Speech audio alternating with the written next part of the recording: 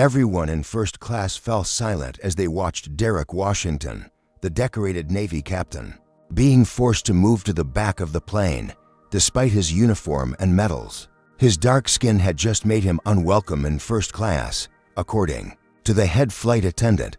Before we dive into this shocking story, where are you watching from today?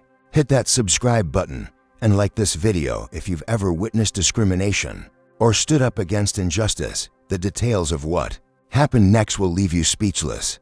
Captain Derrick Washington's military career was nothing short of exemplary. At 43 years old, the African-American naval officer had dedicated over 2 decades of his life to serving a country that hadn't always served people who looked like him. His broad shoulders carried the weight of responsibility with the same ease. They bore his impeccably pressed uniform, adorned with rows of medals that told stories of valor and sacrifice few civilians could comprehend. Derrick was a graduate of the United States Naval Academy at Annapolis, finishing in the top 10% of his class despite the additional hurdles he faced. As one of the few black students in his year, his subsequent career had been marked by one achievement after another.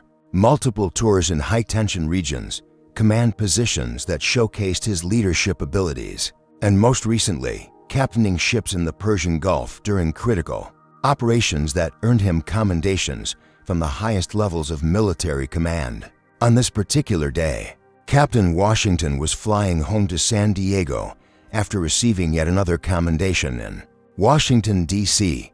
The ceremony had been attended by admirals and even a senator, all praising his tactical innovations that had saved both American lives and millions in taxpayer dollars. As he boarded the flight in his full dress uniform, the blue fabric crisp and medals catching the light, he felt a familiar mix of pride and humility.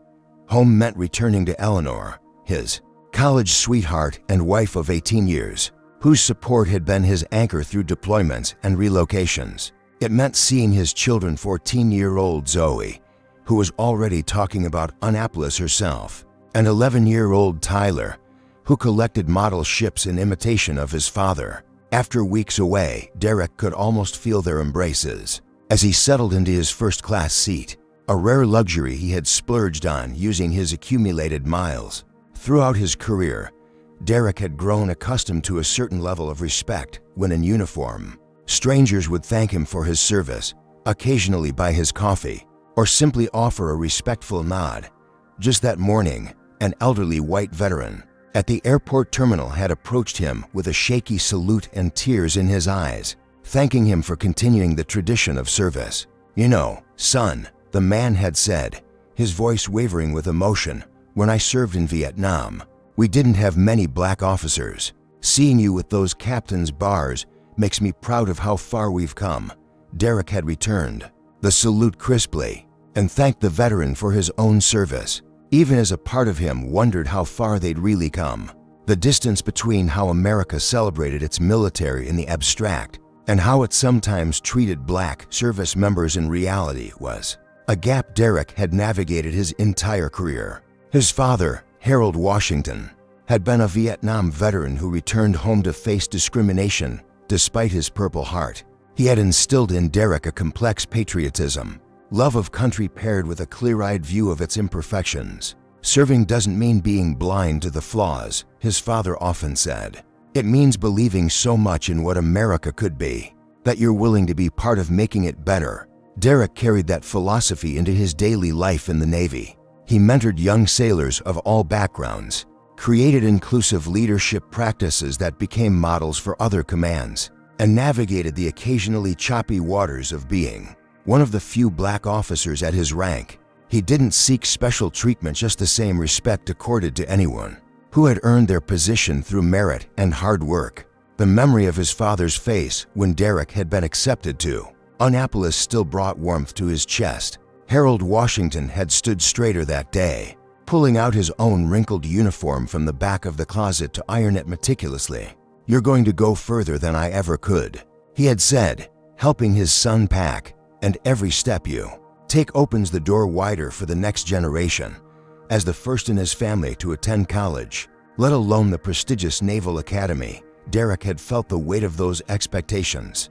There were moments during his plebe year when the isolation and occasional microaggressions from classmates had tempted him to quit, but the thought of his father's pride kept him going through prolonged physical training, demanding academics, and the unique challenges of being one of the few black midshipmen.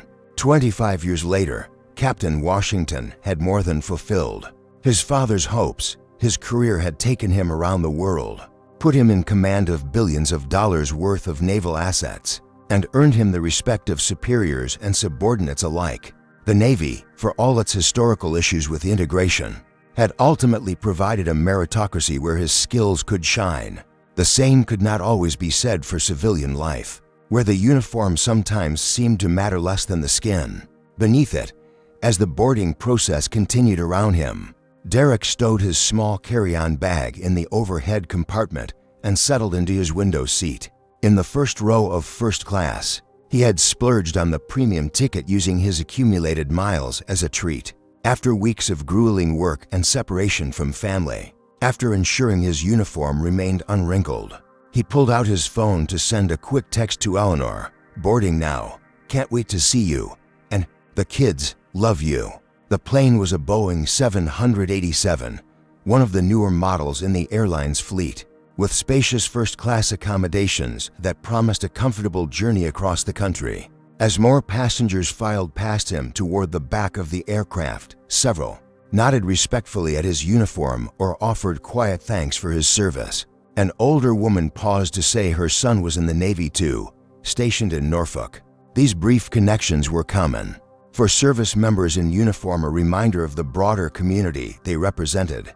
Captain Washington took a deep breath and leaned back in his seat, allowing himself to relax for the first time in weeks. In a few hours, he would be home with his family, away from the responsibilities of command for a brief, precious leave. He had no way of knowing that this routine flight was about to become a battlefield of a different kind, one where his rank and decorations would prove insufficient armor against the most persistent enemy many black Americans face: the assumption that they don't belong in spaces reserved for others. The initial boarding process had gone smoothly enough. Captain Washington had presented his ticket at the gate, receiving the standard preferential boarding offered to military personnel. Several crew members had greeted him warmly as he stepped onto the aircraft, one young male flight attendant even offering a respectful "Thank you for your service, sir," as he directed him toward the first-class cabin.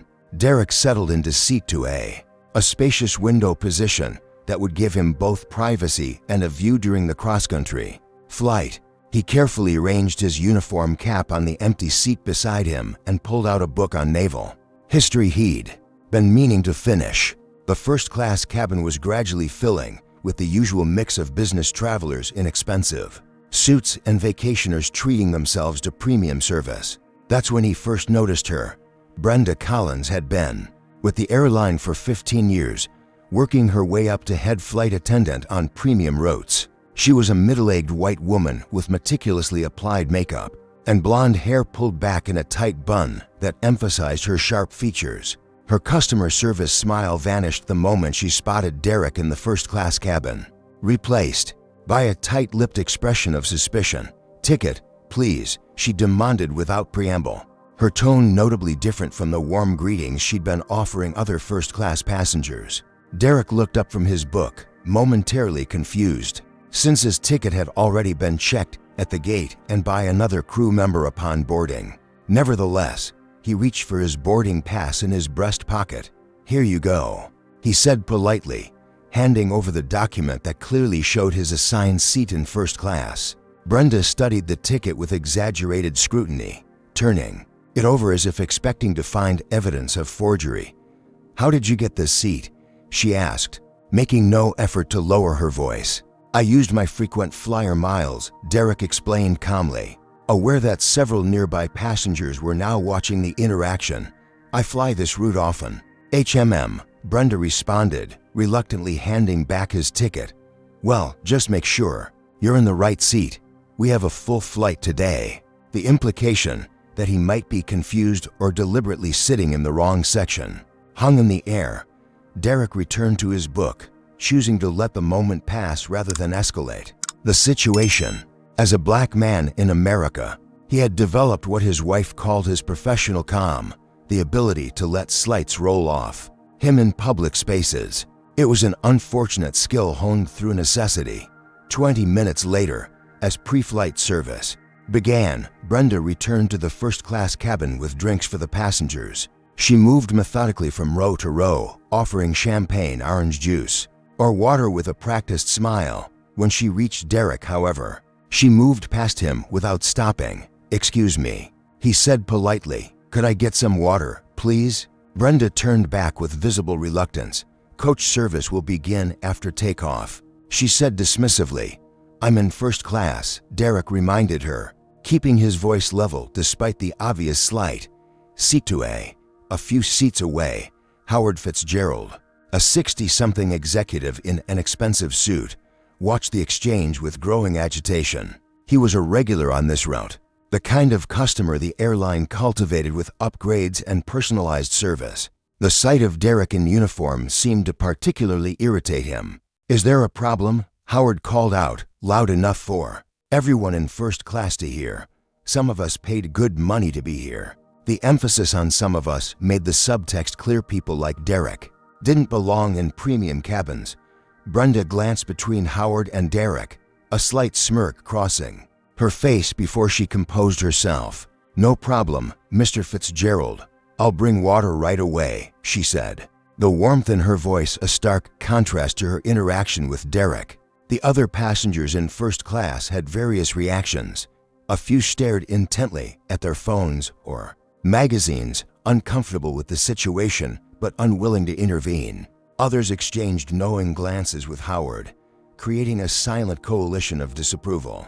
Only one or two showed visible discomfort with the treatment Derrick was receiving. When Brenda returned with water, she practically dropped the glass on Derrick's tray table, causing some to splash onto his uniform. "Oops," she said without sincerity. Turbulence. The plane was still at the gate.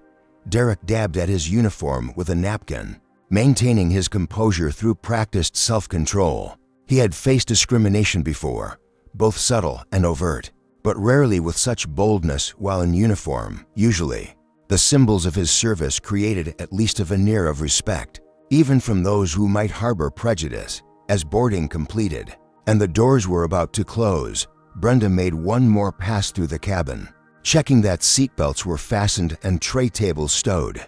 When she reached Derrick, she paused. "You know," she said in a voice just low enough to maintain plausible deniability, but loud enough for nearby passengers to hear. "Many of our military personnel might be more comfortable in the main cabin, where there's more room to stretch out. First class can be quite confined." The suggestion was as transparent as it was insulting, an attempt to move him to the back of the plane. While framing it as doing him a favor, Derrick met her gaze steadily. "I'm quite comfortable here in the seat I booked, thank you," he replied, his voice carrying the quiet authority that had served him well commanding naval vessels. Howard Fitzgerald chose that moment to interject again. "Stewardess," he called, using the outdated term deliberately. "I think we have a situation that needs handling. Some people just don't understand the etiquette of first-class travel." Brenda nodded conspiratorially at Howard. "I'll take care of it, sir. We want all our premium passengers to have an enjoyable experience." The emphasis on premium made it clear who she considered worthy of that designation. The plane pushed back from the gate, momentarily pausing the confrontation as the safety demonstration began.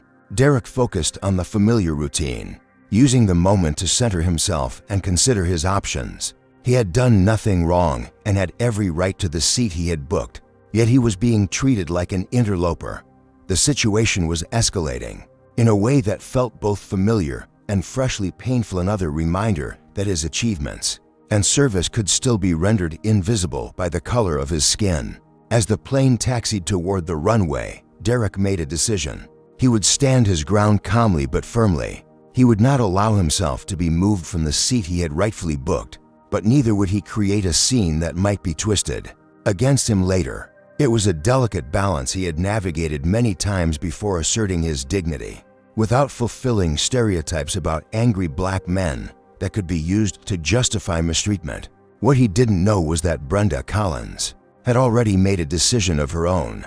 As soon as the seatbelt sign was turned off after takeoff, she would escalate the situation further, setting in motion events that would ultimately have consequences far beyond this single flight. The brewing confrontation was about much more than a seat assignment. It was about who gets to occupy spaces of privilege and power in America, and who is presumed not to belong. Have you ever watched someone be systematically stripped of their dignity in public? The kind of slow, deliberate humiliation that unfolds like a car crash in slow motion, leaving witnesses simultaneously horrified and paralyzed. This is what happened to Captain Derrick Washington 30,000 feet above the American heartland. The seatbelt sign had barely blinked off when Brenda Collins returned to first class, this time with reinforcements. Vincent Reynolds was the chief purser on the flight, a tall man with thinning hair and the practiced authority of someone who had been managing cabin crews for decades.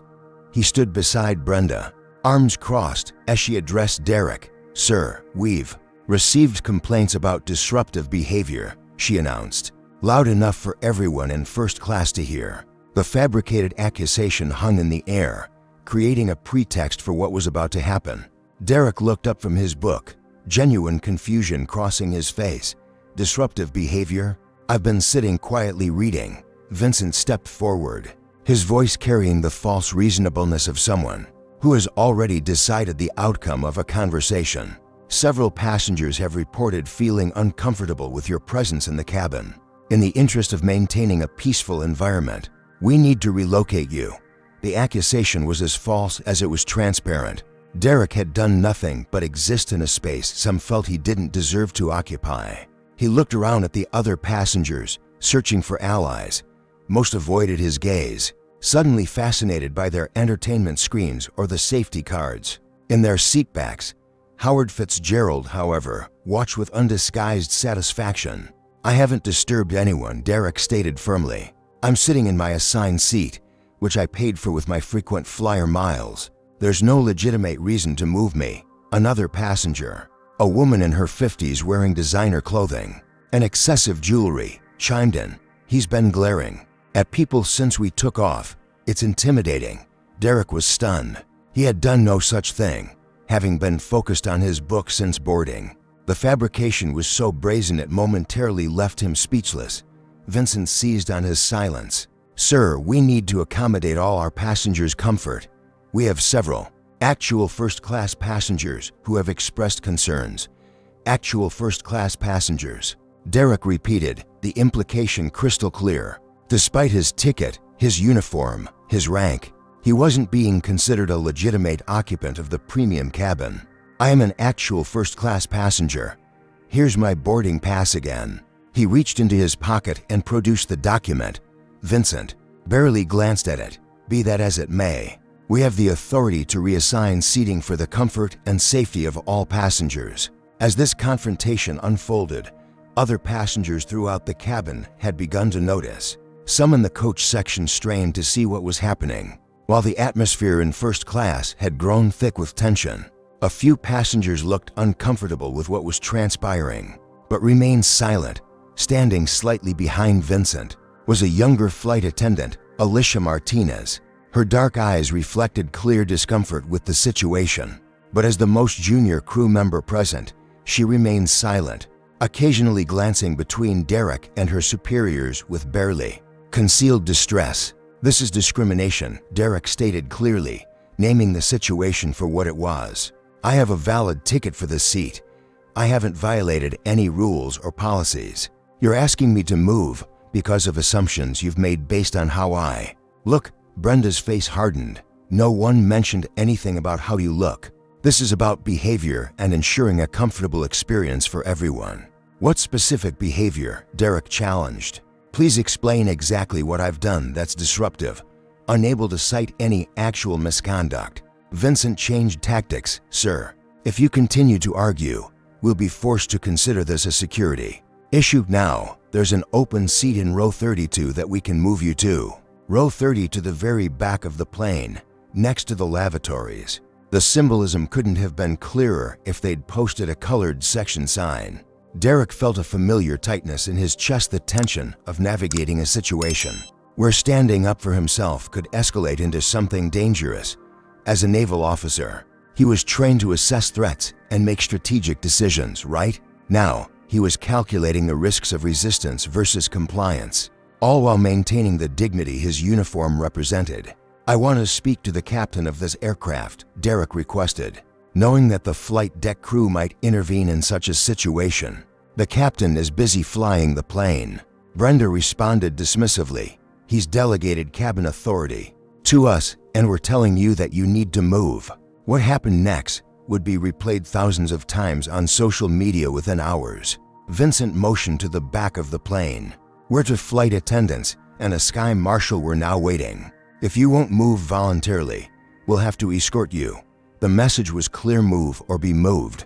Possibly in handcuffs. In that moment, Derrick made a calculation familiar to many Black Americans: whether this particular hill was worth dying on, with cameras potentially recording and the risk of being portrayed as the aggressor regardless of what actually happened. He chose strategic retreat over principled resistance. "I'll file a formal complaint with the airline and the FAA," he said, standing and gathering his belongings with deliberate dignity.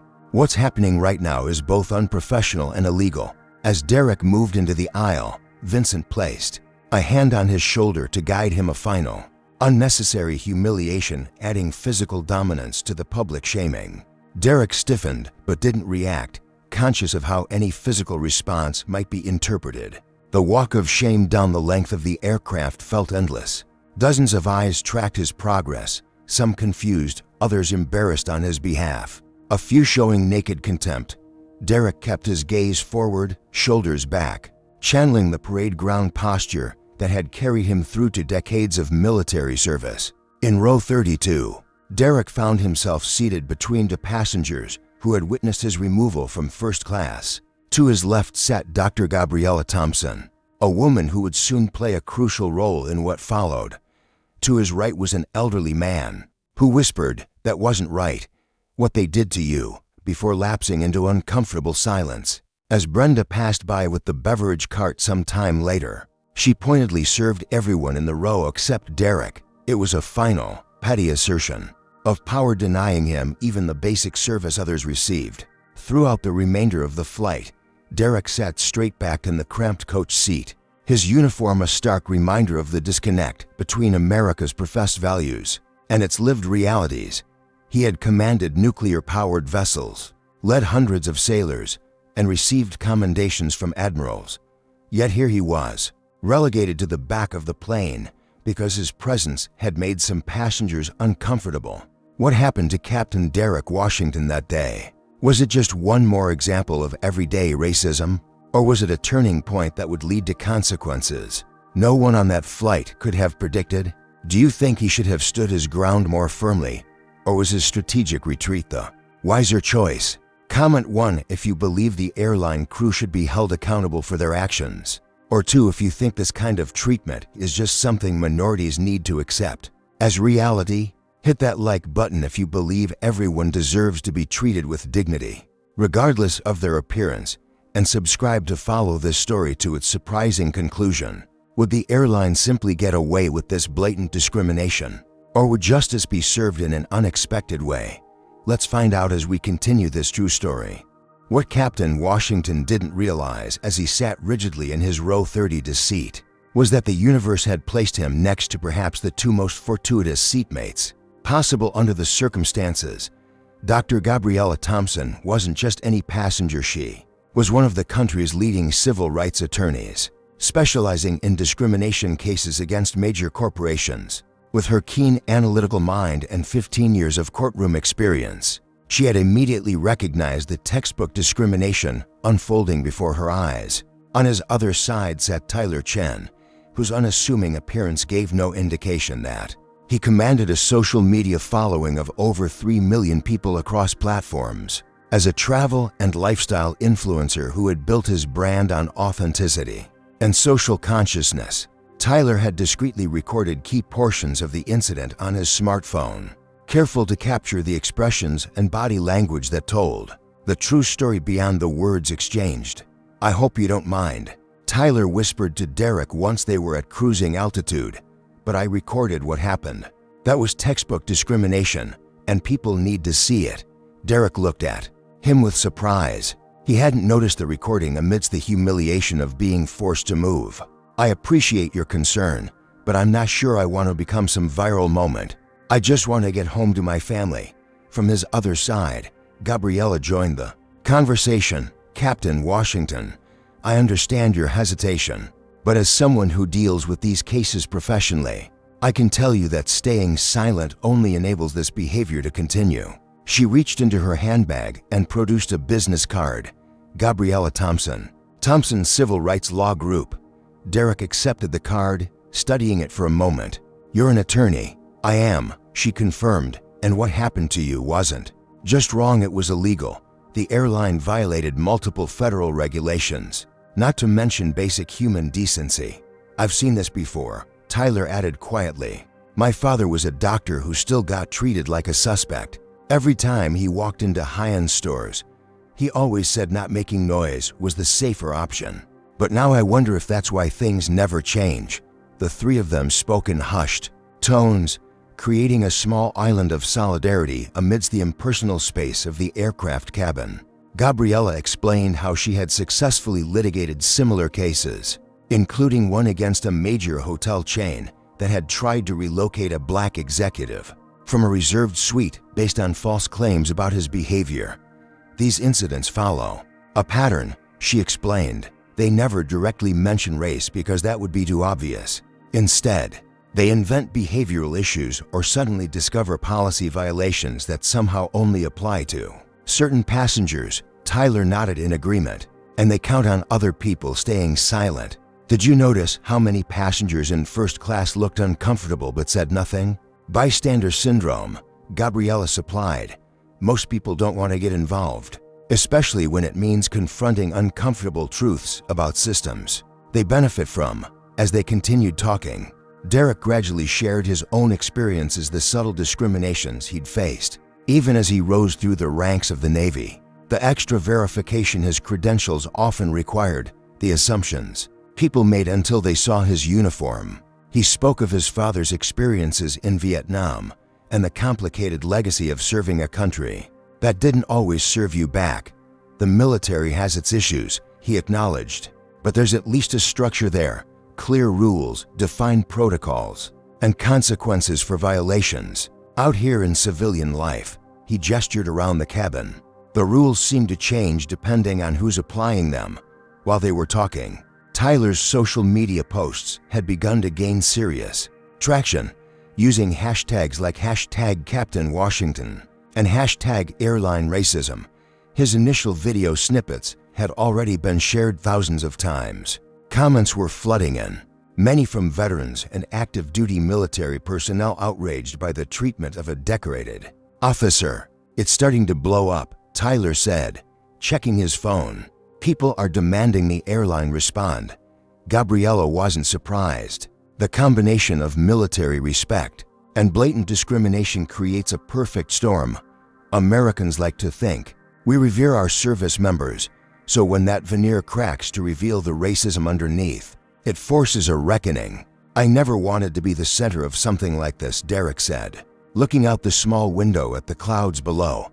I just wanted to get home to my family. Sometimes we don't choose these moments, Gabriella replied thoughtfully. They choose us. The question is what we do with them once they arrive. Throughout the cabin, other passengers who had witnessed the incident were processing what they'd seen. Some were engaged in quiet conversations, expressing disbelief at how the situation had been handled. Others were uncomfortably silent, perhaps examining their own complicity in not speaking up. A few were drafting their own social media posts or emails to the airline, determined to register their disapproval. Meanwhile, in first class, Howard Fitzgerald and his like-minded seatmates congratulated themselves on having maintained standards in their premium cabin, oblivious to the storm that was brewing beyond their privileged bubble. Brenda Collins and Vincent Reynolds continued their duties with smug satisfaction, believing they had successfully handled a difficult passenger. and preserve the exclusive atmosphere of first class. Alicia Martinez, however, was struggling with her conscience as the junior flight attendant. She had watched the incident unfold without intervening, trapped between her employment obligations and her moral compass. During a quiet moment in the galley, she confided to another flight attendant, "What they did wasn't right. He didn't do anything wrong. Don't rock the boat." Her colleague warned, "Brenda has been here forever and has friends in management. Keep your head down if you want to keep this job." Back in row 32, Gabriella was explaining to Derrick the potential legal avenues available to him. "This isn't just about you," she emphasized. "Every time discrimination goes unchallenged, it reinforces the system. Your case could help protect the next person who finds themselves targeted for simply existing in a space someone decides they don't belong in." Tyler added his perspective as well. "Your uniform gives this story power. People who might dismiss racism in other contexts can't easily ignore it when the target is someone who represents national service and sacrifice." Derrick found himself at a crossroads. His military training had instilled in him a preference for working within systems rather than against them. He had planned to file a formal complaint through proper channels, pursue the matter quietly and professionally. But Gabriella and Tyler were suggesting another approach, using this moment to force public accountability. "Let me think about it," he finally said. "I need to discuss this with my wife before I decide how to proceed." What none of them realized was that the decision was rapidly being taken out of their hands. As the plane continued its journey towards San Diego, the social media firestorm was growing exponentially. Tyler's initial posts had been picked up by several military advocacy groups, veterans forums, and civil rights organizations. Major news outlets were beginning to notice the trending hashtags, and requests for comment were already flowing into the airline's public relations department. By the time the aircraft began its descent into San Diego International Airport, what had begun as one man's humiliating experience was transforming into a national conversation about the intersection of race, military service, and corporate accountability. The story of Captain Derrick Washington was about to explode beyond anything he or the airline could have anticipated. The descent into San Diego International Airport should have been a moment of relief for Derrick Washington. After weeks away from home and the humiliation he'd endured on the flight, the familiar coastline appearing through the aircraft windows normally would have lifted his spirits. Instead, he sat tensely in his row 30 seat, processing the events of the past few hours and the unexpected allies he had found. As the plane touched down with a gentle bump, the captain's voice came over the intercom. "Ladies and gentlemen, welcome to San Diego. Local time is 3:45 p.m. and the temperature is a pleasant 72 degrees. On behalf of the entire crew, I'd like to thank you for flying with us today." The irony of being thanked by a crew that had publicly humiliated him wasn't lost on Derrick.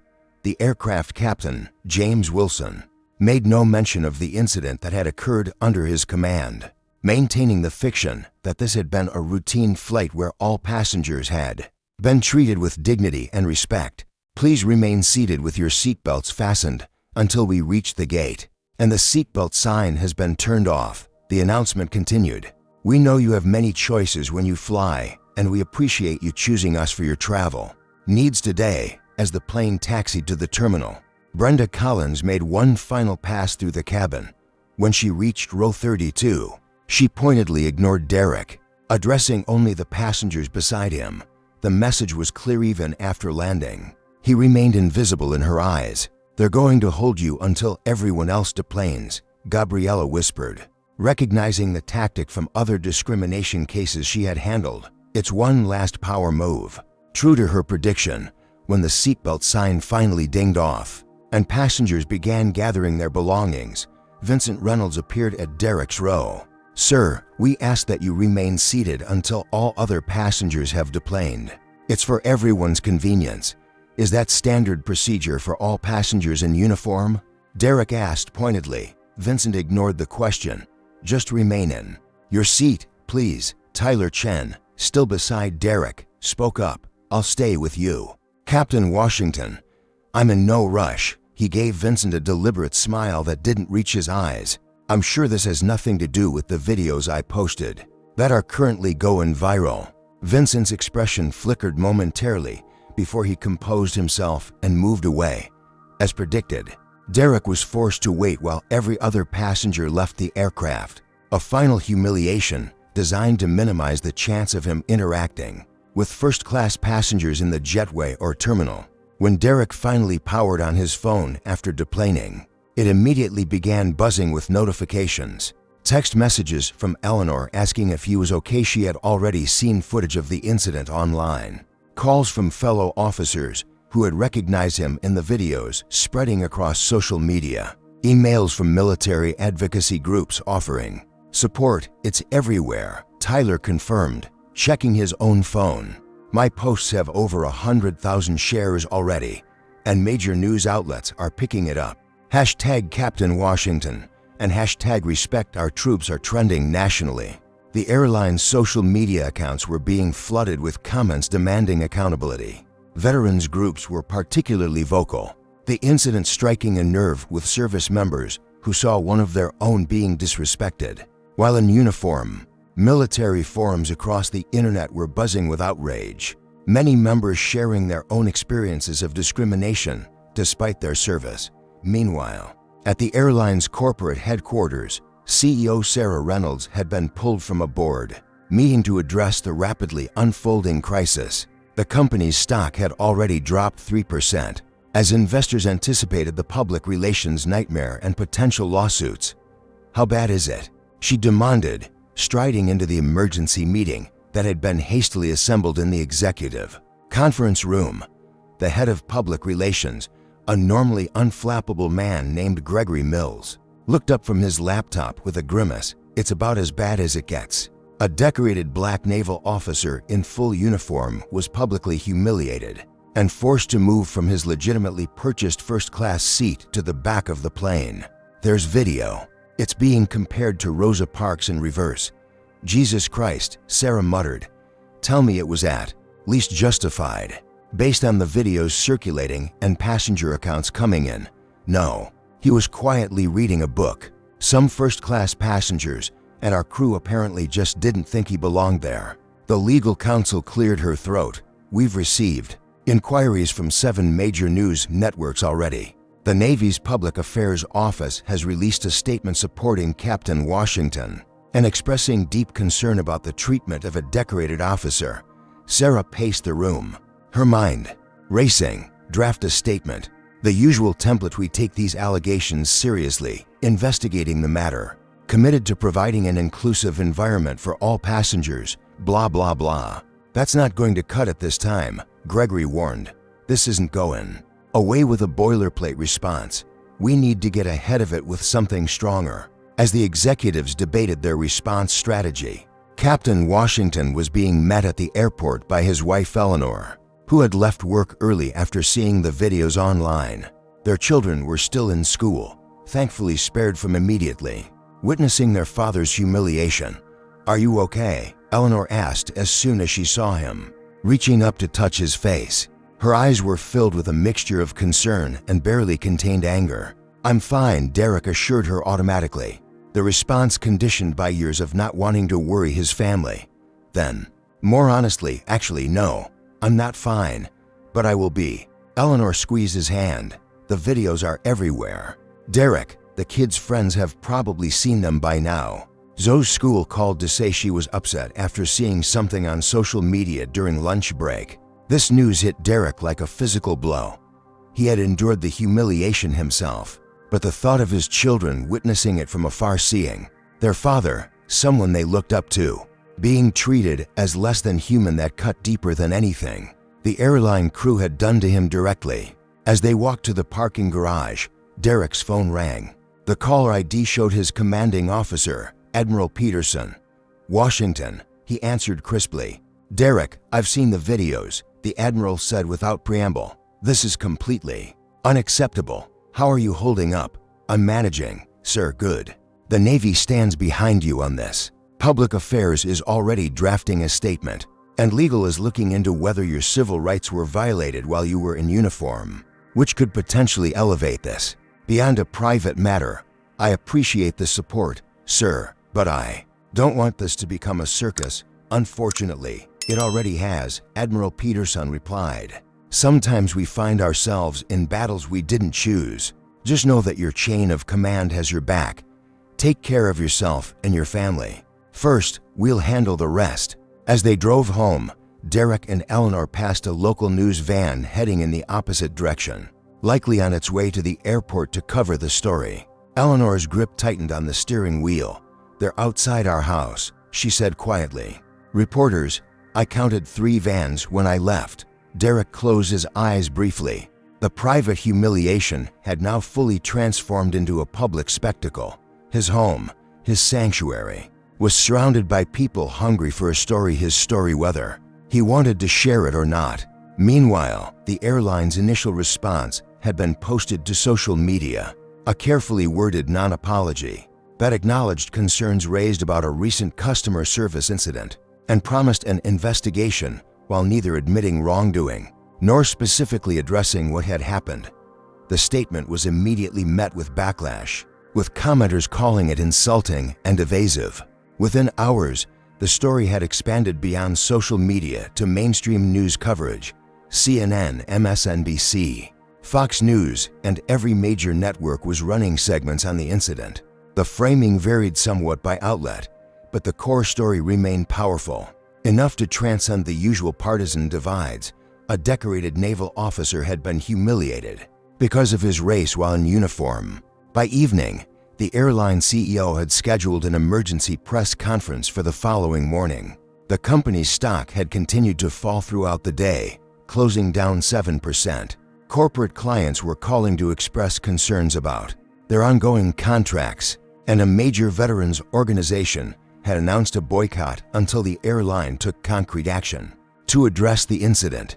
As Captain Washington finally reached his home, navigating past the reporters with Eleanor running interference, he found himself at the center of a storm he never sought but now couldn't avoid.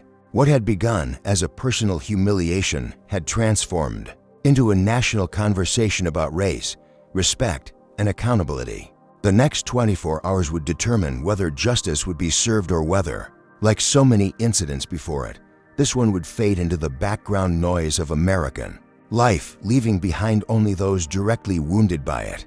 Can you imagine being the CEO of a major airline when you discover that one of your crews has just humiliated a decorated black naval officer in full uniform, forced him to move from first class to the back of the plane, and the whole incident has been captured on video and gone viral? What would your first thought be? Damage control, legal liability, the plummeting stock price, or perhaps, just perhaps, the fundamental injustice that occurred under your watch? For Sarah Reynolds, CEO of the airline for the past 6 years, the emergency meeting that continued late into the night was a dizzying carousel of crises, each demanding immediate attention. The boardroom on the 42nd floor of the corporate headquarters had transformed into a war room, with executives, lawyers, and PR specialists hunched over laptops, phones constantly buzzing with updates from across the country. The Department of Defense has issued a statement, announced Gregory Mills, reading from his tablet. "We are deeply concerned by reports of discriminatory treatment toward a uniformed naval officer. The men and women who serve our nation deserve respect both for their personal dignity and for the uniform they wear. We are monitoring the situation closely." Sarah pinched the bridge of her nose, feeling the beginning of a migraine. "What about the crew involved? Have we identified everyone?" The VP of Operations nodded. Brenda Collins, head flight attendant; Vincent Reynolds, chief purser; James Wilson, captain, plus 4 other crew members who were present but less directly involved. "Suspend them all pending investigation," Sarah ordered. "Full pay for now, but they're grounded until we sort this out." The legal counsel cleared her throat. "We should be careful about taking action that could be construed as an admission of guilt before we've completed a formal investigation. And we should be even more careful about appearing to defend racist behavior," countered Franklin Moore, the airline's African-American VP of Customer Experience. "The videos are damning. There's no ambiguity here. Franklin had been with the airline for 8 years, steadily advancing despite frequently finding himself marginalized in decision-making processes. Today, he had been initially excluded from the emergency meeting until Sarah had specifically requested his presence, recognizing belatedly that having diverse perspectives in the room might have helped avoid this crisis in the first place. Franklin's right, Sarah acknowledged. The optics of not taking immediate action are worse than any legal concerns about implied admission. The discussion was interrupted by the arrival of new information. Captain Washington has retained counsel, announced the legal director, looking up from her phone. Gabriella Thompson from the Thompson Civil Rights Law Group. She's a heavyweight in discrimination cases. A collective groan went around the table. Thompson was known for securing substantial settlements and, more importantly, for refusing confidentiality agreements that would allow companies to bury their misconduct. It gets worse, continued the legal director. We've just learned that Captain Washington has connections in both military and government circles. His former commanding officer is now an assistant secretary of the Navy. His brother-in-law works or a senator on the Armed Services Committee. Sarah absorbed this information with growing alarm. This wasn't just a viral PR disaster, it was potentially a threat to government contracts worth billions. The airline relied heavily on military transport agreements and federal employee travel. If those were jeopardized, CNN, NBC, and Fox News are all requesting interviews with you. Gregory informed Sarah. They want statements for their morning shows. Decline for now, Sarah decided. We need more information before I go on camera. Franklin Moore had been silently reviewing the social media response on his tablet. Now he looked up with a grim expression. We're hemorrhaging credibility with every hour that passes without a substantive response. The boilerplate statement we issued earlier is being torn apart online. What do you suggest? Sarah asked, genuinely seeking his input for perhaps the first time in their professional relationship. Full transparency. Acknowledge what happened. Apologize sincerely. Announce immediate concrete actions. And make it clear that this behavior doesn't reflect our values. Then prove it by what we do next. The meeting continued with debates about legal exposure, potential settlement figures, and messaging strategies. What remained largely unaddressed, except in Franklin's increasingly frustrated contributions, was the human element of the situation, the fundamental wrong that had been done to Captain Washington and what that revealed about the company's culture. As midnight approached, Franklin excused himself from the meeting, ostensibly to use the restroom. Instead, he retreated to his office and closed the door. After a moment of deliberation, he pulled out his personal phone and dialed a number he had obtained through his own sources. Captain Washington, this is Franklin Moore, VP of Customer Experience at the airline. I know it's late, but I felt I needed to reach out personally. What happened to you today was inexcusable, and I want you to know that not everyone in this company stands behind it. The conversation that followed was frank, honest, and off the record. Franklin shared his frustration with the company's defensive posture and provided insight into how discrimination complaints had been handled or mishandled in the past. He revealed that Brenda Collins had been the subject of 3 previous complaints from minority passengers, all of which had been dismissed without serious investigation. They're in crisis mode right now, Franklin explained, but they're more worried about the stock price and government contracts than about addressing the real problem. I'm risking my job by telling you this, but you deserve to know what you're up against. By the time he returned to the boardroom, Franklin had made a decision that could cost him his career, but would allow him to keep his integrity intact if the company wouldn't address its systemic issues voluntarily. Perhaps external pressure would force the necessary changes. Meanwhile, Sarah Reynolds had moved on to reviewing drafts of a more substantive public statement. This needs work, she said, frowning at the carefully hedged language. It's too corporate, too defensive. If we admit fault, we increase our legal exposure, the general counsel reminded her. If we don't acknowledge reality, we lose all credibility. Sarah countered, I've made a decision. We're going to invite Captain Washington to a meeting tomorrow. Face to face, no lawyers. Just a human conversation to hear him out and express our regret personally. Franklin, returning to the room, raised an eyebrow at this development. And if he brings his attorney, then we'll include legal as well. But my hope is that a personal approach might diffuse some of the tension and show our genuine concern. What Sarah didn't realize was that the time for such gestures had already passed. The story had grown beyond a simple customer service incident into a symbol of persistent discrimination in American life. Captain Washington wasn't just an individual seeking redress. He had, unwillingly, become the face of a much larger conversation. As the meeting finally adjourned in the early hours of the morning, executives departed with assignments and action plans. Sarah remained behind, staring out at the city lights, wondering how her company had reached this point. Had there been warning signs she'd ignored, voices like Franklin's that had been marginalized, complaints that had been dismissed as isolated incidents rather than symptoms of a deeper problem? The answers to these questions would soon become painfully clear. For now, she had a few hours to prepare for what promised to be one of the most challenging days of her professional life. Tomorrow, she would face Captain Washington across a conference table and attempt to repair damage that went far deeper than a single incident on a single flight. What would you do if you were in Sarah Reynolds' position? Would you focus on protecting the company's financial interests and reputation? Or would you address the underlying cultural issues that allowed this incident to occur? Would you stand by employees who have worked for you for years, or would you hold them accountable for discriminatory behavior? Comment 1 if you believe companies should prioritize ethical treatment over profits, or 2 if you think businesses should focus primarily on shareholder value. Hit that like button if you believe corporations should be held accountable for fostering inclusive environments, and subscribe to see how this confrontation unfolds. Is there any way for the airline to make this right, or has the damage to their reputation become irreparable? Let's find out as our story continues. The corporate headquarters of the airline occupied 20 floors of a gleaming glass tower.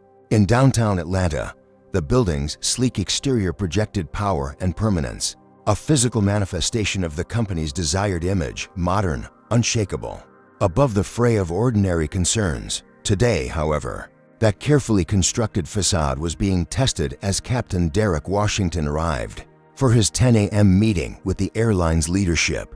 Derrick had debated whether to accept the invitation. His initial instinct had been to decline, to pursue justice through formal legal channels rather than subject himself to what might be merely a performative exercise in damage control. Gabriella Thompson had advised caution as well. These meetings are usually designed to minimize liability, not deliver justice. She had warned during their preparation session the previous evening. They'll try to manage you rather than address the underlying issues. In the end, Derrick had decided to attend, but not alone. Gabriella accompanied him as his attorney, her presence ensuring that whatever transpired would have a professional witness. As they entered the soaring lobby, security personnel identified them immediately clearly. Their arrival had been anticipated. Captain Washington, Miss Thompson, a polished receptionist greeted them. We'll escort you up to the executive conference room. The elevator ride to the 42nd floor was silent and swift.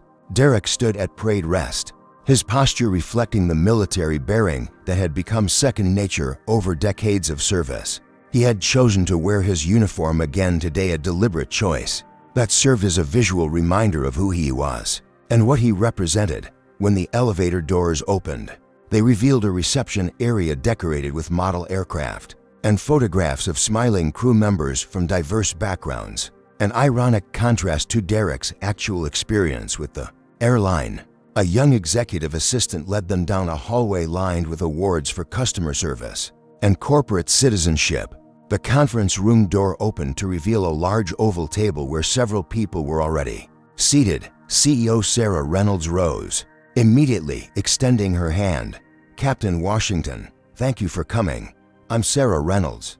Derrick shook her hand firmly but without warmth. Ms. Reynolds. Introductions continued around the table. The General Counsel, the Head of Public Relations, the Chief Operating Officer. Notably absent were any of the crew members involved in the incident. Also missing, Derrick noticed, was any visible diversity. Among the assembled executives, all were white, mostly male, with Sarah being the only woman.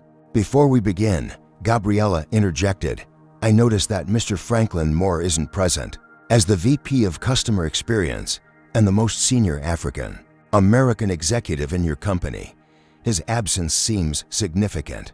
Sarah's professional smile faltered slightly. "Franklin had a scheduling conflict this morning. He'll be joining us shortly." This was a lie. Franklin had been deliberately excluded from the meeting, his insights deemed unpredictable for such a sensitive discussion.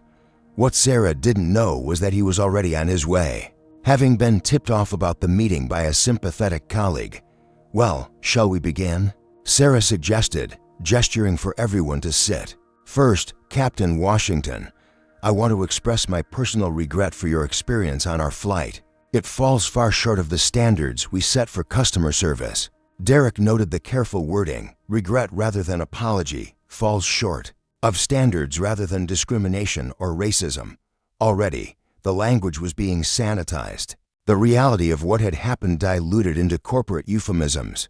"Ms. Reynolds," he responded evenly, "what happened to me wasn't a customer service issue, it was discrimination, plain and simple. I was humiliated and removed from my rightful seat because of my race. Despite being in full military uniform, we're still investigating exactly what happened." The general counsel interjected smoothly, "We wouldn't want to rush to judgment without all the facts." Gabriella leaned forward. "The facts are quite clear from multiple videos and witness statements. Your crew targeted Captain Washington, fabricated complaints about his behavior, and forced him to move to the back of the plane despite his having a valid first-class ticket. What specific facts are you still investigating?" The tension in the room ratcheted up a notch. The PR director tried a different approach. "Captain Washington, we value your service to our country, and we want to make this right. We'd like to offer you complimentary first-class tickets for future travel and additional frequent flyer miles as a gesture of goodwill." Derrick's expression didn't change, but something hardened in his eyes. "So your solution to racial discrimination is to offer me more opportunities to be discriminated against on your airline? That's not making anything right." At that moment, the conference room door opened, and Franklin Moore entered without knocking. "I apologize for being late," he said, though his tone suggested he wasn't sorry at all. "I just learned about this meeting." Sarah's tight smile barely masked her annoyance. "Franklin, glad you could join us. We were just discussing potential resolutions with Captain Washington and his attorney." Franklin took the empty seat directly across from Derrick, establishing an immediate visual alliance. "I hope that discussion includes substantive changes to our policies and culture, not just compensation for a single incident." The corporate unity was beginning to fracture. Exactly what Sarah had feared would happen with Franklin in the room. She attempted to regain control of the narrative. "We take these allegations very seriously," she began, falling back on practiced corporate language. "They're not allegations." Franklin interrupted. "I've reviewed the videos and interviewed other passengers. What happened was real, it was wrong, and it reflects systemic issues within our company that we've ignored for too long." A stunned silence fell over the room. For an executive to break ranks so blatantly during a sensitive negotiation was unprecedented. The general counsel looked like she might faint, while the PR director was frantically taking notes, probably already drafting Franklin's termination announcement in his head. Gabriella seized the opening. "Since Mr. Moore has brought up systemic issues, I should inform you that we've been contacted by 17 other passengers of color who experienced similar discrimination on your airline. In the past year alone, we're prepared to file a class action lawsuit naming not only the company, but also individual executives who fostered a culture where such incidents were tolerated." She placed a folder on the table and slid it toward Sarah. "This contains just a sampling of the evidence we've gathered, including internal emails showing that complaints about Ms. Collins' treatment of minority passengers were repeatedly dismissed without proper investigation." Sarah stared at the folder as if it might bite her. The general counsel reached for it, but Gabriella placed her hand firmly on top. "Before you review this, I think it's important for Captain Washington to share his perspective, not as a legal claimant, but as a human being who was humiliated while wearing the uniform of the United States Navy.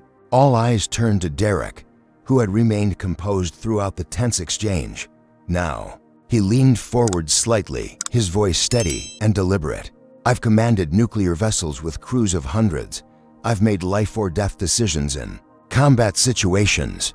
I've earned every medal and commendation through service to a country that hasn't always served people who look like me with equal dedication. What your employees did to me wasn't just an insult to me personally, it was a reminder that in some people's eyes, my uniform, my rank, my achievements, none of it matters as much as the color of my skin." The room was utterly silent now, executives shifting uncomfortably as Derrick continued. "I'm not here for free tickets or miles or even a settlement check. I'm here because what happened to me happens to people who look like me every day. People who don't have the platform or privilege that my uniform gives me. If I don't speak up, if I don't hold you accountable, then I'm complicit in allowing it to continue." He gestured to the models of aircraft decorating the conference room. "Your company transports millions of Americans every year. You proudly display flags on your planes and talk about connecting people and places. But connection requires respect, and respect has to be more than a marketing slogan." Sarah Reynolds found herself genuinely moved, despite her defensive posture. Before she could respond, Franklin spoke again. "Captain Washington is right. I've spent years trying to address these issues internally, submitting reports, proposing training programs, advocating for better complaint procedures. Each time, I was told it wasn't a priority or that isolated incidents didn't reflect broader patterns. But they do, and now we're facing the consequences of that willful blindness."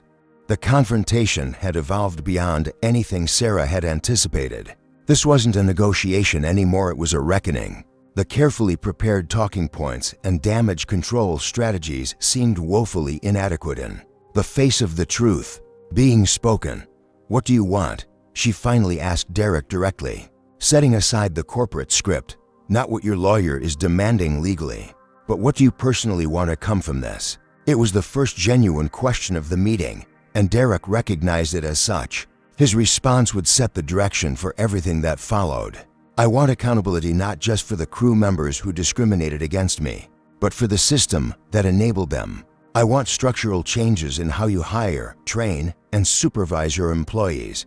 I want effective, transparent procedures for addressing discrimination complaints. And I want your company to become a leader in creating an aviation industry where everyone is treated with dignity regardless of their appearance." Sarah nodded slowly.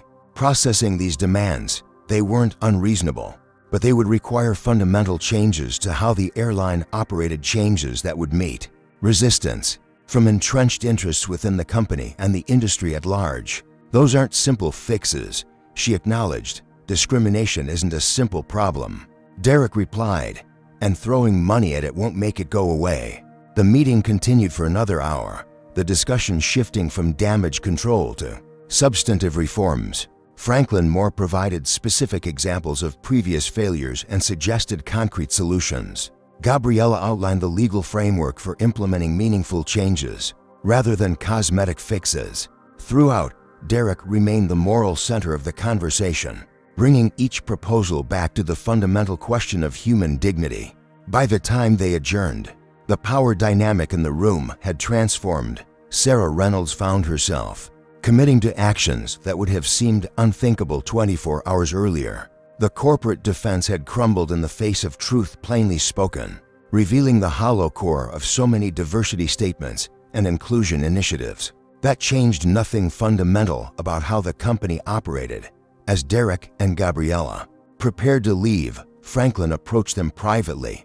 "This is just the beginning," he warned. "There will be resistance. Some people would rather see the company fail than admit the system needs changing." "Then they shouldn't be in positions of power," Derrick replied simply. The confrontation had been won, but the real battle for transformation was just beginning. As Captain Washington stepped back into the elevator, he carried with him not just the weight of his own experience, but the responsibility of ensuring that this moment led to genuine change rather than becoming just another corporate scandal, forgotten after the next news cycle. In the days following the confrontation, At airline headquarters, a thorough investigation into the incident began unfolding on multiple fronts. What had started as an internal review quickly expanded as external pressure mounted. The airline formed a special committee led by independent consultants to interview everyone involved, from passengers who had witnessed the discrimination to crew members who had participated in or observed it.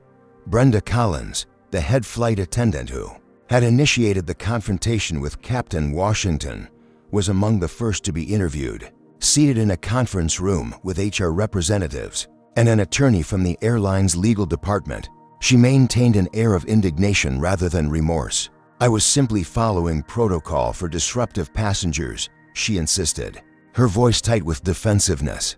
His behavior was making other first-class passengers uncomfortable. "What specific behaviors?" asked Diana Chen, the independent investigator brought in to lead the inquiry. "According to our interviews with 12 passengers seated in first class, Captain Washington was reading quietly when you first approached him.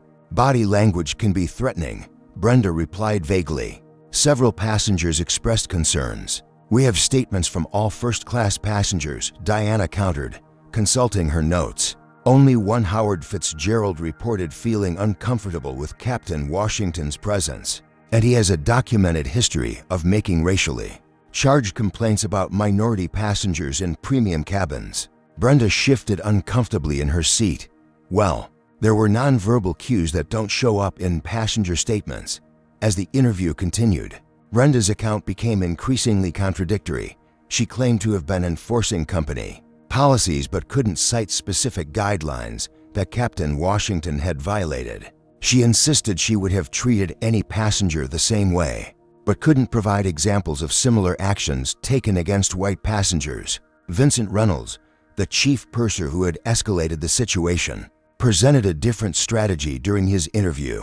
"I was responding to Brenda's assessment of the situation," he explained, attempting to distance himself from the decision-making. "As the head flight attendant, she has primary responsibility for passenger interactions.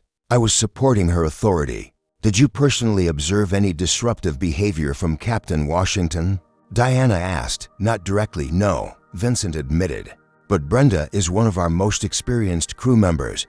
I had no reason to question her judgment, even when it meant removing a uniformed military officer from his assigned seat based on complaints that weren't documented and behaviors no one else observed."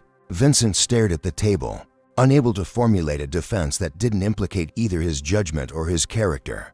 The most revealing testimony came from Alicia Martinez, the junior flight attendant who had witnessed the entire incident, but had initially remained silent after being assured that whistleblower protections would shield her from retaliation. She provided a detailed account that contradicted the claims made by her senior colleagues. "Captain Washington did absolutely nothing wrong," she stated firmly. "He was polite, calm, and cooperative even when being treated disrespectfully." Brenda has a history of similar behavior toward passengers of color, especially in premium cabins. She makes comments in the galley about people who don't belong in first class. "Have you reported these comments before?" Diana asked. Alicia nodded. "Twice. Both times I was told it was a personality conflict and advised to focus on my own performance rather than monitoring my colleagues." This pattern of dismissed complaints emerged as a central theme of the investigation. As more crew members were interviewed, it became clear that Brenda's behavior was well known among staff but had been repeatedly overlooked by management. Several flight attendants of color shared their own experiences of working with her, describing a persistent pattern of biased treatment toward both colleagues and passengers. Meanwhile, James Wilson, the captain of the aircraft, faced his own reckoning. As the highest authority on the plane, he had the power to intervene in the situation, but had chosen to remain in the cockpit, delegating all passenger issues to his cabin crew.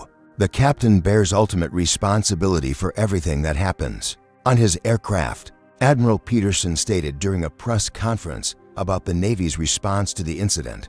If Captain Wilson was aware of the situation and chose not to intervene when a fellow officer was being discriminated against, that represents a serious abdication of leadership.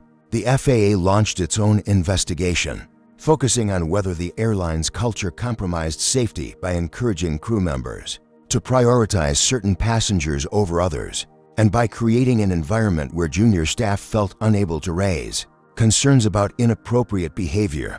As the investigations proceeded, additional videos from other passengers emerged, providing even more damning evidence. One clip clearly showed Howard Fitzgerald leaning over to another first-class passenger and saying, "These upgrades are getting out of hand. First class used to mean something," while glancing meaningfully at Captain Washington. Another video captured Vincent telling Brenda, "Handle it quickly before we take off," suggesting that the decision to remove Derrick had been made before any alleged disruptive behavior could have occurred. The most damaging revelation came from the cockpit voice recorder, which captured a brief exchange between Captain Wilson and his first officer. After being informed of the situation, "Should we get involved?" the first officer had asked. "Let the cabin crew handle it," Wilson had replied. "Not our problem if they wanted to bump someone back to coach.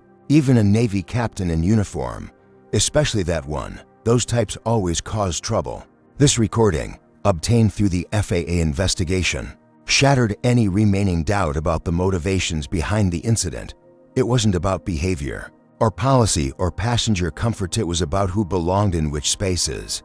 Judgments made based on appearance rather than character or credentials. As these details became public, the consequences began to cascade. Military officials, initially measured in their responses, became increasingly vocal in their condemnation of the airline. The Department of Defense announced a review of its contracts with the company, which provided chartered flights for military personnel and cargo worth hundreds of millions annually. Congressional hearings were scheduled, with representatives from both parties eager to position themselves as defenders of military dignity. The House Armed Services Committee issued subpoenas for airline executives, including Sarah Reynolds, to testify about the company's policies and culture. The incident also catalyzed a broader movement.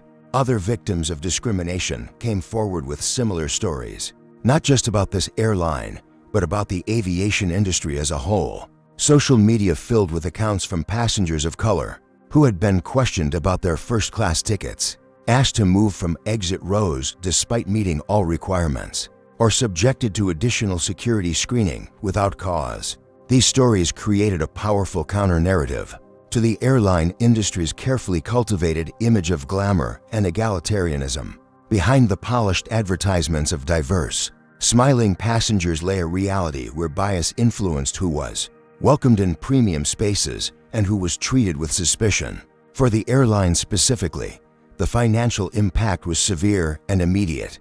The stock price continued its downward trajectory as investors calculated the potential costs of lawsuits, lost contracts, and damaged reputation. Corporate clients, sensitive to association with negative publicity, began shifting their business travel to competitors. The board of directors called emergency meetings to discuss the company's survival strategy. Franklin Moore, who had risked his career by speaking truth to power, found himself unexpectedly elevated rather than sidelined as public pressure mounted for visible changes in leadership.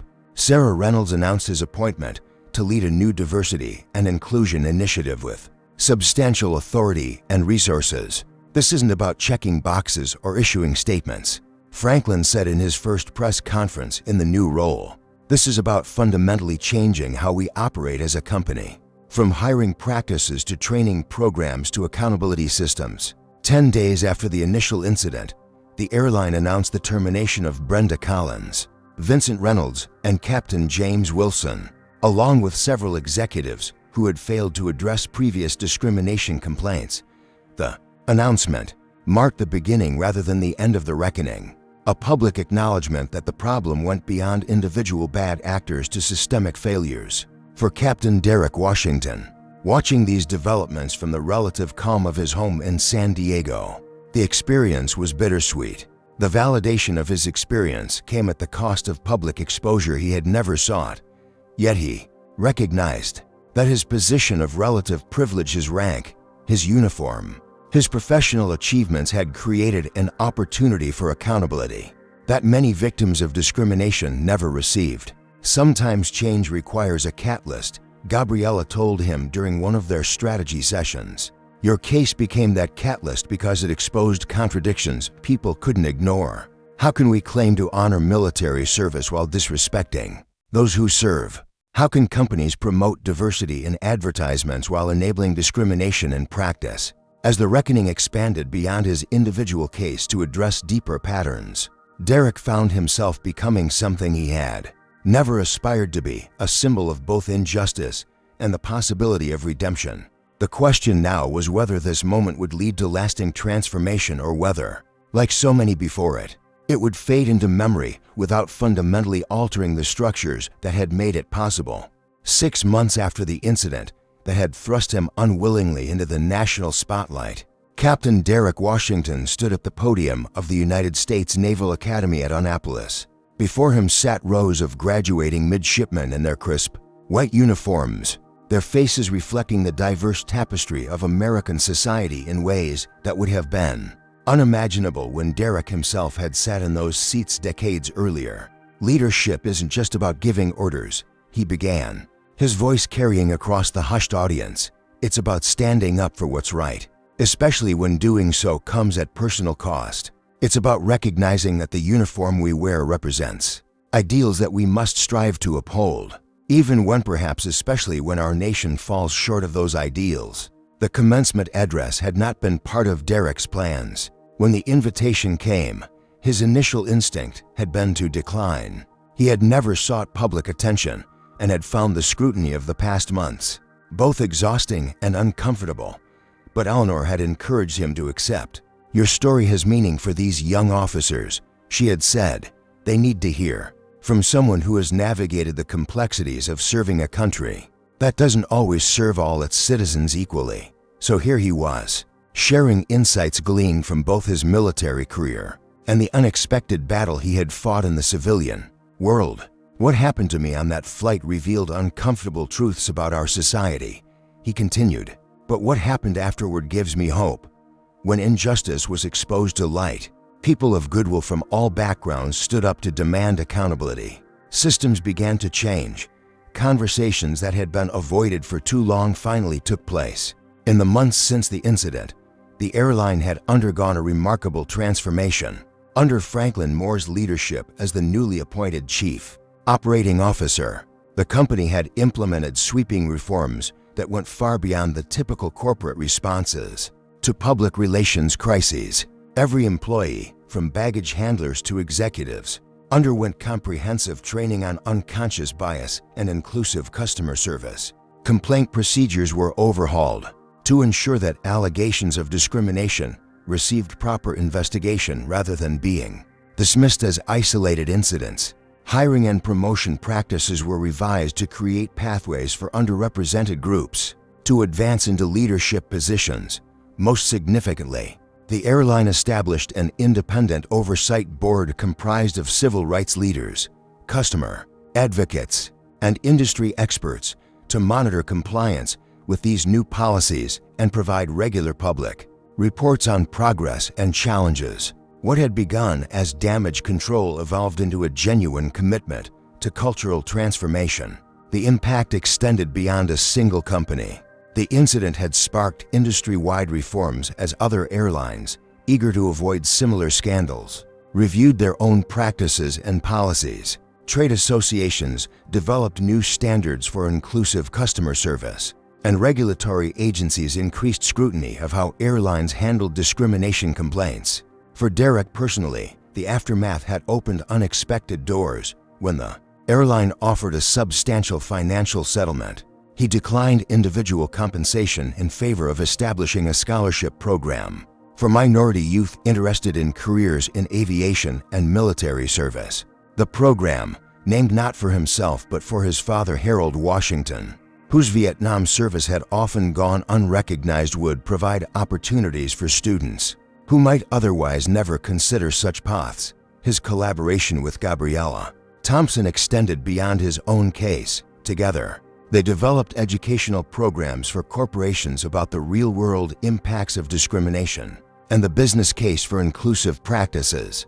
These workshops, initially created for the airline industry, were now being adapted for hospitality, retail, and healthcare organizations. Tyler Chen, whose viral videos had first brought the incident to public attention, used his expanded platform to highlight similar issues across industries. His social media channels, once focused primarily on travel and lifestyle content, evolved to include regular features on corporate social responsibility and consumer advocacy.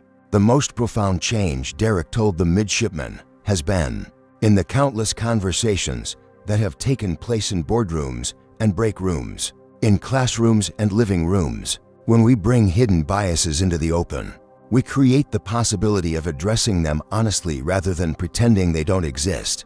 He described how, just weeks earlier, he had boarded another flight deliberately choosing the same airline and experienced a transformed atmosphere.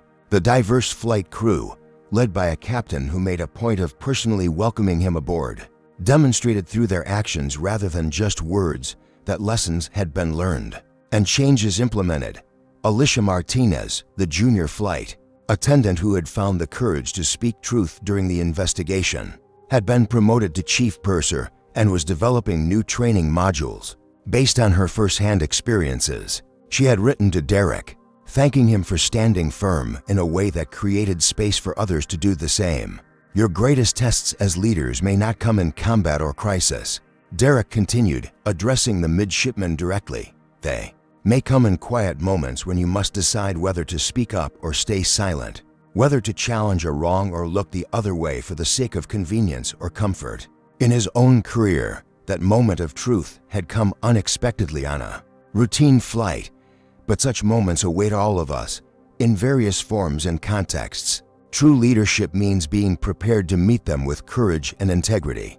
Derrick's speech received a standing ovation from the graduating class. Among them was his daughter Zoe, now 16 and more determined than ever to follow in her father's footsteps. She had watched her father navigate the aftermath of the incident with the same steady dignity he brought to every aspect of his life, and that example had only strengthened her resolve to serve. What the midshipman didn't know, and what Derrick had shared with only his closest family and colleagues, was that he had recently been informed of his selection for promotion to Rear Admiral. The achievement was historically significant. Black admirals remained rare in the Navy's upper echelons, and personally meaningful as the culmination of decades of excellence. Admiral Peterson had delivered the news personally. This was in motion before the incident. He had clarified, "Your promotion is based on your service record, not recent publicity. But I can't help thinking that the attention brought to your character through that unfortunate event only confirmed what your superiors already knew. You represent the best of what the Navy can be." After the commencement ceremony, Derrick found himself surrounded by young officers eager to share their own experiences and seek his guidance. Many were from minority backgrounds and spoke of challenges they had faced both within and outside the service. Their stories reminded him of conversations he'd had with his own father, the intergenerational dialogue about progress made and progress still needed. Later that evening, as he and Eleanor drove home, she reached over to squeeze his hand. "Your father would have been so proud today," she said softly. Derrick nodded, emotion tightening his throat. His father hadn't lived to see this day, but his influence echoed through everything Derrick had accomplished and everything he had stood for when tested. The next morning, Derrick prepared for another flight, this time as a passenger in uniform, heading to Washington for meetings related to his upcoming promotion. As he approached the airline counter, he was greeted by name by the staff who had clearly been briefed about his arrival. "Good morning, Captain Washington. We're honored to have you flying with us today," the gate agent said with genuine warmth. "We've upgraded you to first class, and the captain would like to speak with you before boarding if you have a moment." The aircraft captain, a woman in her 50s named Rebecca Daniels, greeted him with a respectful nod. "I wanted to thank you personally," she said. "What happened to you led to changes that were long overdue in our industry. Flying is safer and more professional for everyone now because you had the courage to hold us accountable." As Derrick boarded the plane, he noticed the chief purser was none other than Alicia Martinez, whose testimony had been crucial in the investigation.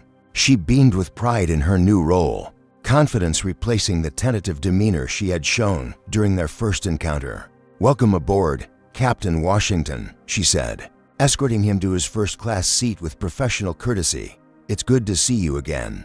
Under better circumstances." The flight itself was unremarkable in the best possible way, just routine. Respectful service extended equally to all passengers regardless of appearance or background.